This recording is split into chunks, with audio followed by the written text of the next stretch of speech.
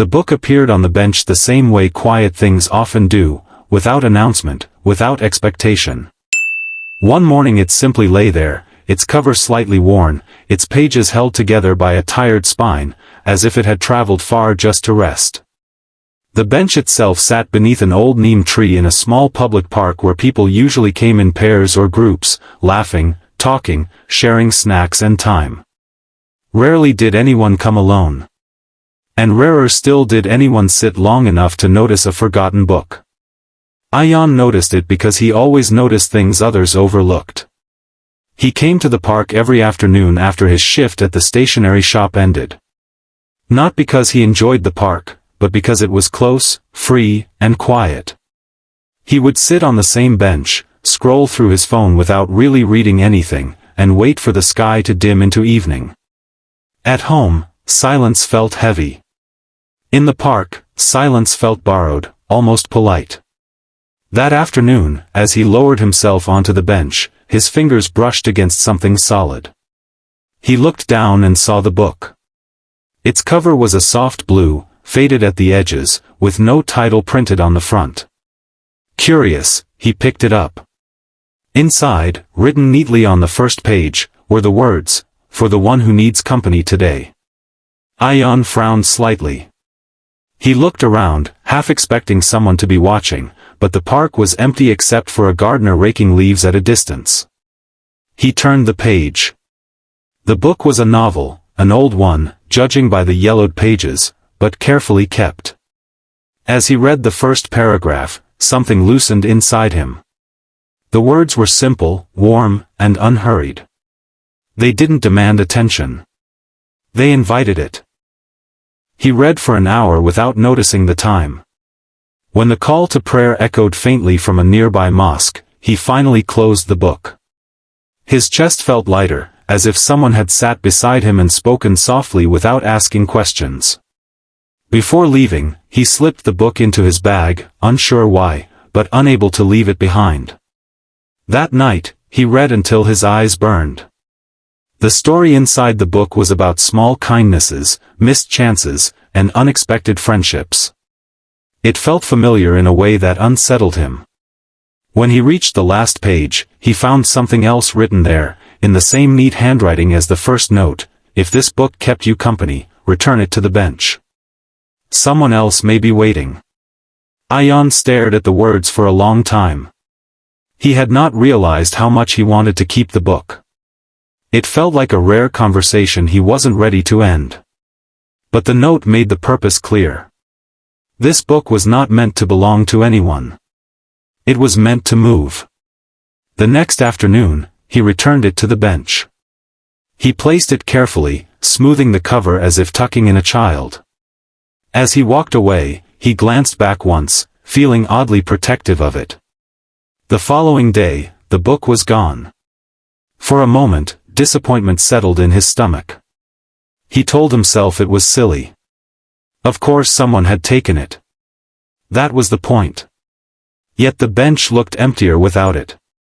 He sat anyway, hands folded, eyes drifting to the place where the book had been. The day after that, the book returned. This time, there was something new inside. On a blank page near the back, someone had written, "Thank you for leaving this here. I hadn't spoken to anyone in 3 days." Ion's throat tightened. He read the sentence again and again.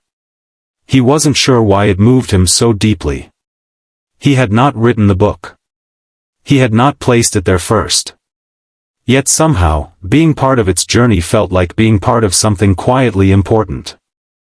That evening, he added his own line beneath the message, "I'm glad it found you." Days turned into weeks, and the book became a constant presence. Some days it disappeared.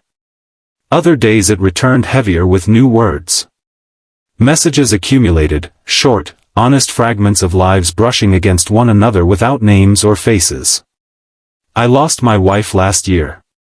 Sitting here makes the days feel shorter. I moved to this city and haven't made friends yet. Reading this feels like being seen." Ion read every note carefully. Sometimes he added a response. Sometimes he just listened through the silence of the page.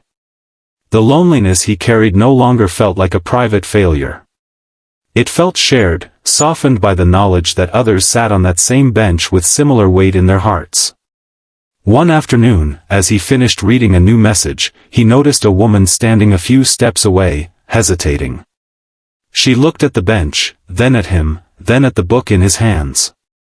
Her hair was tied back loosely, and she clutched a small bag as if unsure where to place it. "Is that the book?" she asked quietly. Ayan nodded, surprised. "I think so." She smiled, relieved. "I was hoping it would still be here. I left a note in it last week." For a moment, neither of them moved. The unspoken rule of the book hovered between them, anonymous, safe, distant. Yet here they were, two readers unexpectedly visible. "I'm Ayan," he said, before he could stop himself. She seemed to consider the name, then said, "Sarah." They sat on opposite ends of the bench, the book resting between them like a gentle bridge. They talked about ordinary things, the weather, the park, how long they'd been coming here. They did not talk about the notes they had written. That felt too close, too sacred. Before leaving, Sarah glanced at the book.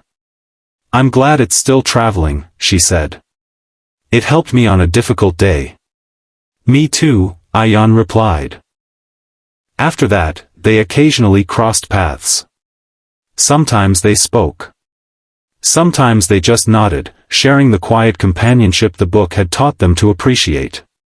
Other people came and went as well, an elderly man who read slowly, a teenager who wrote long, looping paragraphs, a mother who only stayed 10 minutes but always smiled when she left. One rainy afternoon, Ayan arrived to find the bench empty and the book soaked, its pages warped. Panic flared in his chest. He carefully lifted it, shielding it with his jacket, and hurried home.